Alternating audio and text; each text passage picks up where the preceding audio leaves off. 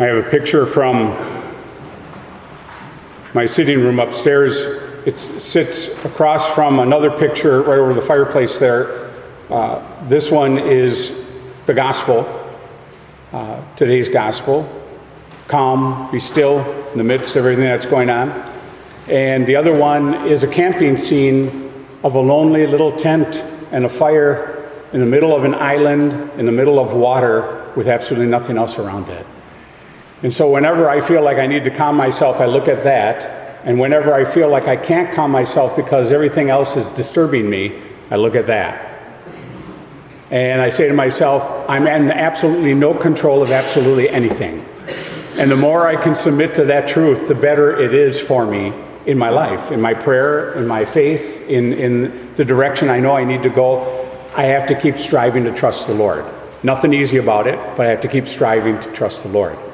A friend of mine who's now a priest told me his conversion story when he was a young man. He was looking to join the diocese, and when I heard his story, it was all I had was this vision in my head the entire time. He was a senior in college, and he and a couple buddies and their girlfriends decided that they were going to be on a sailboat for 2 weeks. Okay. And you can imagine that there was nothing but the near occasion of sin in the entire trip.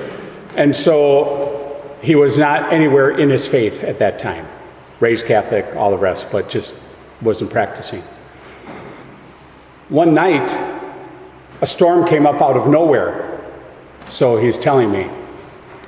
And the storm came up to such a degree that it began to toss the boat. No matter what they did, they couldn't get control of it. And the more it dipped and fell up and kept coming down over the waves, the more certain he became of his impending death. And he cried out to the Lord and he said, I'm not ready. And I could just hear the Lord saying to him, too bad. I didn't say that. It did go in my head though when he was telling me the story. Because when we think we're not ready, it doesn't really matter. God's in charge. Anyway, so he said if the storm finally ebbed, and after they were all done throwing up and being sick and afraid and crying out to God, all these people who were not practicing their faith, crying out to the Lord, full-throated, save us, we're going to die. He said about a week later, after the trip was over, he came to some conclusions in his life.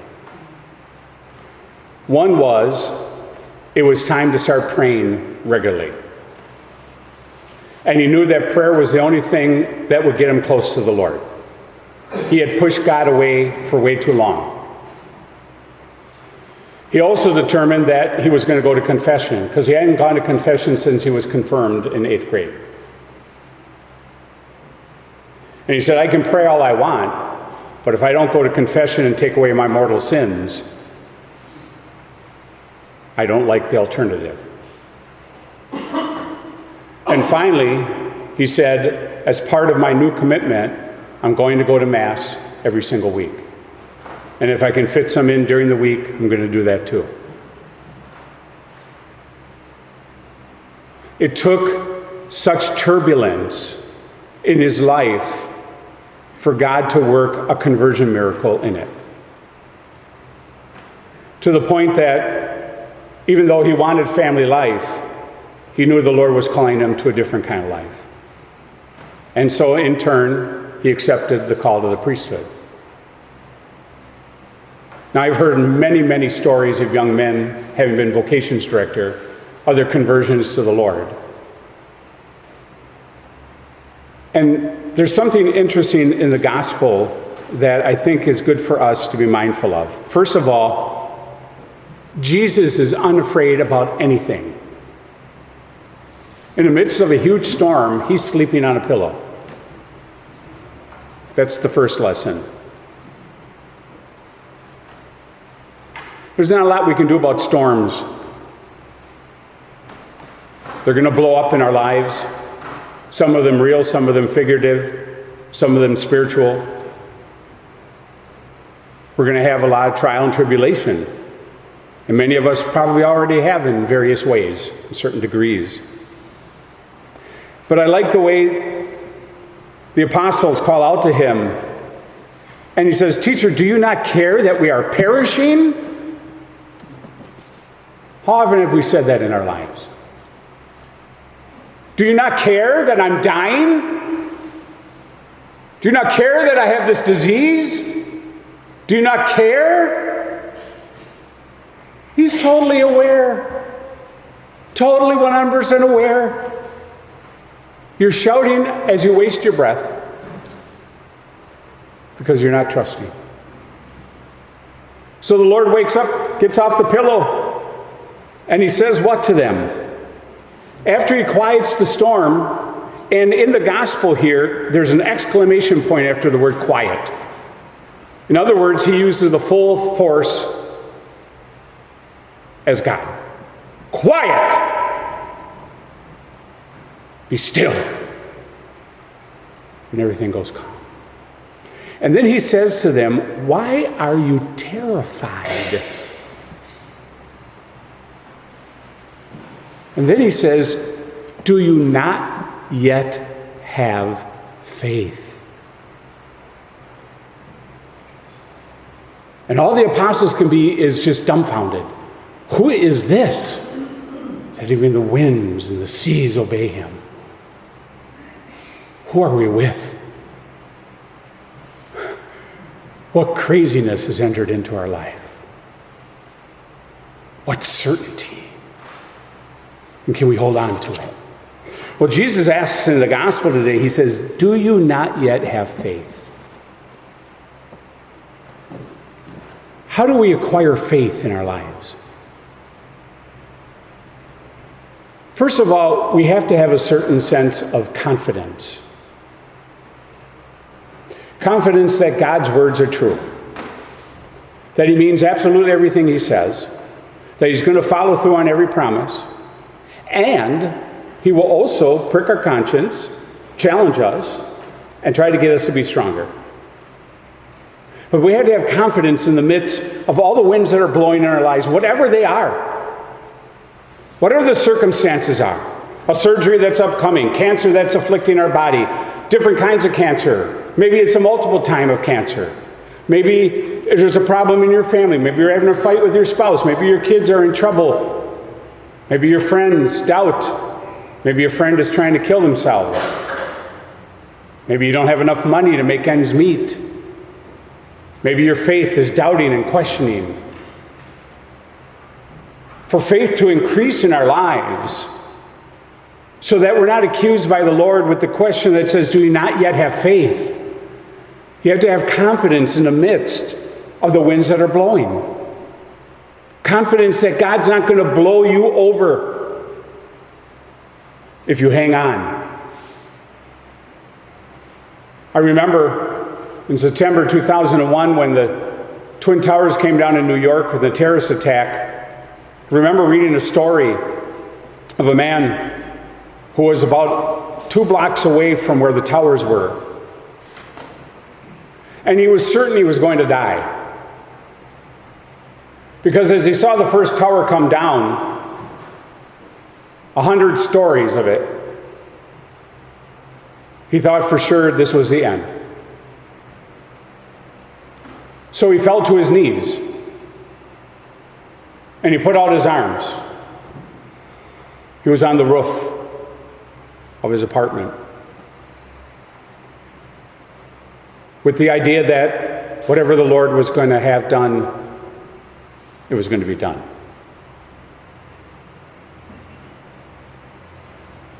And as that dirt and detritus and filth and everything else and bodies washed over him, he didn't die. He was covered almost an inch. He lives today. No after effects.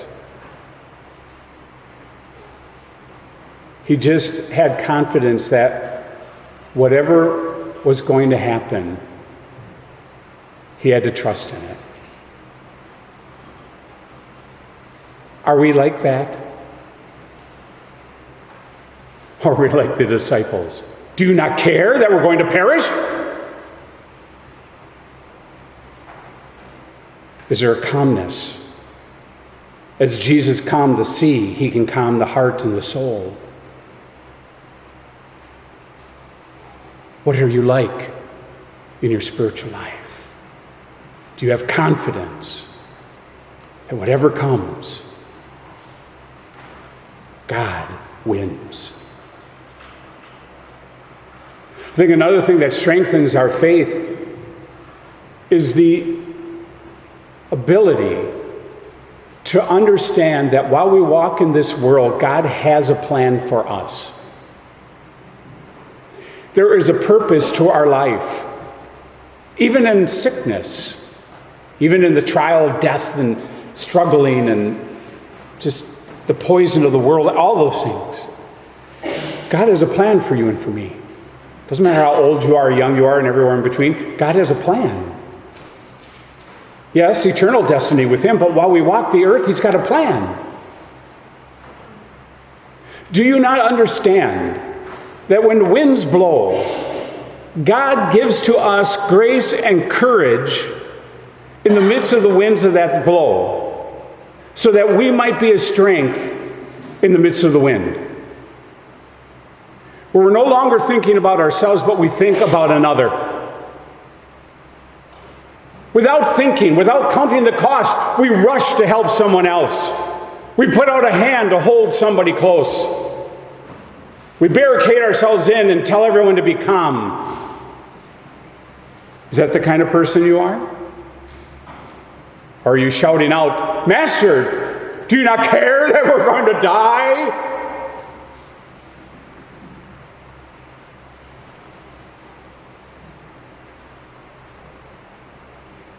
You know, on the Titanic, there was one Catholic priest, Irish priest. There were a lot of Irish on there. And of course, he was in the same department, sleeping as all the other Irish who were cast down into the lower class cabins. But while the ship was beginning to sink, he ran to the top. And as the ship was beginning to turn and totter down and begin to sink, he stretched out his hand and he held on to a person while he held on to the bar. And that person held on to another person. And we know this to be true because the first two people lived. The rest, unfortunately, slipped. But in the midst of all of that, he didn't see himself as anything. And he saw them as everything. And to help him remember that he was outstretched for them, he started to lead them in the Lord's Prayer.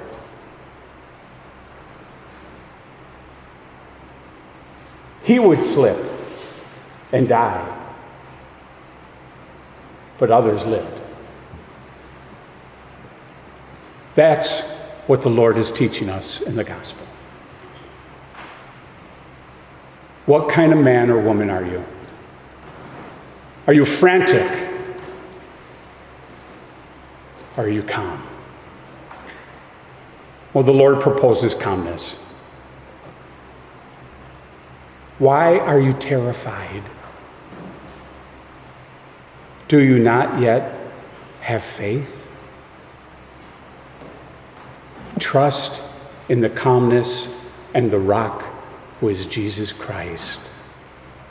And no wind of this world will ever have dominion over you.